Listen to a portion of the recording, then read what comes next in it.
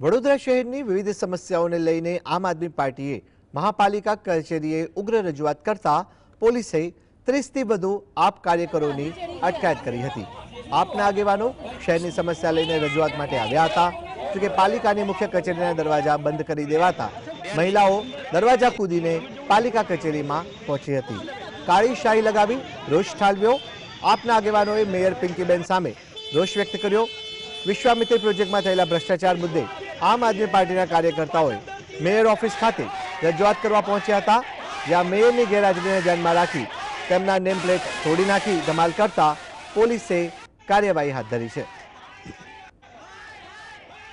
આવેદનપત્ર માટે કોઈ પણ જાતની પોલીસની પરવાનગી અગાઉ પણ લેવામાં આવેલી ન હતી અને એ લોકોએ એકદમ ત્યાં જઈને ઉગ્ર થઈ ગયા અને કોર્પોરેશનમાં તોડફોડ જે નેમ પ્લેટથી એની તોડફોડ કરી અને માનનીય મેયર શ્રીની ચેમ્બરની બહાર કાલી ઈંટ પણ નાખી।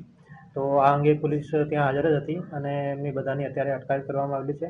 તો અત્યારે નવાપુરામાં ટોટલ 24 જેટલા મહિલાઓ અને પુરુષોની અટકાયત કરવામાં આવેલી છે। આમાં 6 પુરુષ છે અને 18 જેટલી મહિલાઓ છે।